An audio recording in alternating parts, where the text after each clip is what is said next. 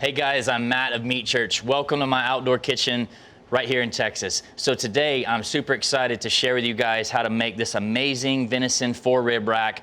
This comes from my friends Maui Nui.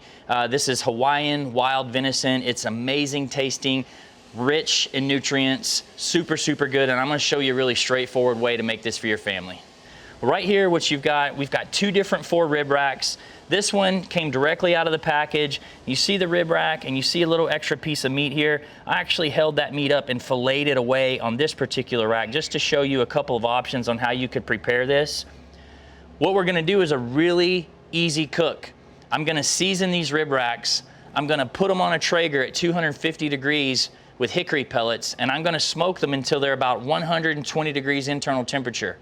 I'm gonna pull the rib rack off and I'm gonna slice them into chops or lollipops, and then we're gonna sear them in a cast iron skillet with butter and herbs for about 30 seconds aside, and then we're gonna eat.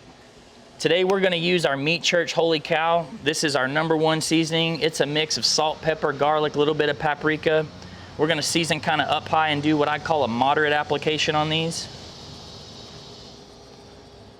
Now you can use some sort of binder if you want on your meat. If you want to like put some olive oil or something, you can, but you can see that these are sitting out here in Texas. They're nice and kind of wet. I don't think they necessarily need any sort of binder. And I like to season about 18 inches high so you get a nice even application on your meat. Don't be afraid to get messy with it.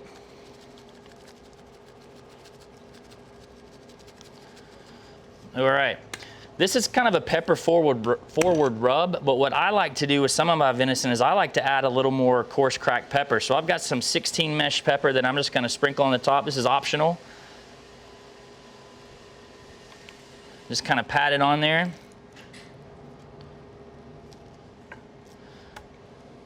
And there we go. And we're gonna let this sit up for 15 minutes or so this seasoning is nice and adhered.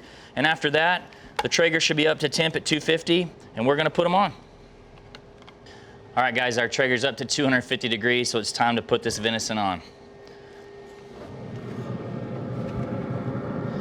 You guys can see I've already got a cast iron skillet actually in here. I want it to start heating up. That's for the sear in the second step. Well, we've got these on.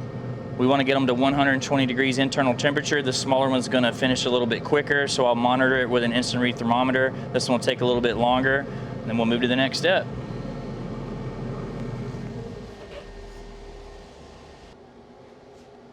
All right, guys, our 4-rib rack is up to temp. It's about 120 degrees internal temperature. This is the smaller one. The larger one's still on. This has rested for 10 minutes or so, and so I'm gonna take my chef knife and I'm gonna slice this into 4 chops, and then we're gonna put it in our hot cast iron skillet. We've got some really nice butter in there and some garlic, and we're gonna put rosemary, oregano, and thyme in the skillet, and here we go.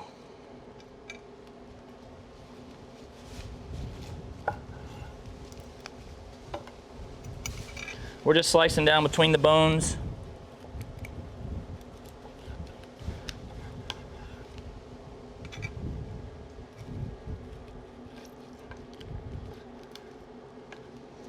Okay.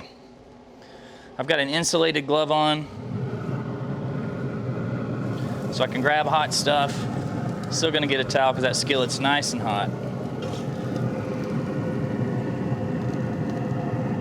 Sprinkle our herbs in there. You can see we've got some really beautiful garlic that's been roasting. Ooh, that smells good.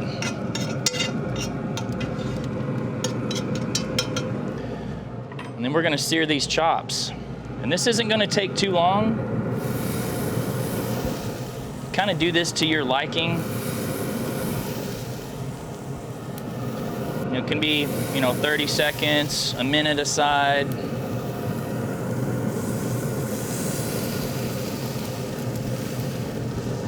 I normally would like to increase the temperature of the Traeger up pretty hot, 450 degrees or so. We've increased it a little bit, not quite that high, so our sear may take just a little bit longer, but at 450, I'd sear, 30, 45 seconds aside. We're gonna let that go for a minute.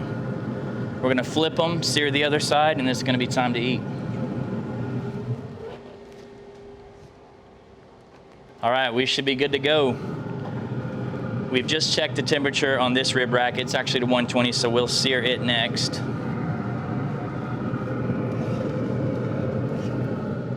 You can see here we've got great color on these chops. Remember, I've got an insulated glove on.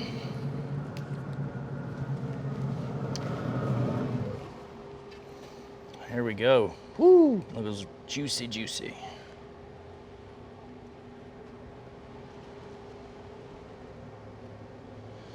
Man, that's looking good.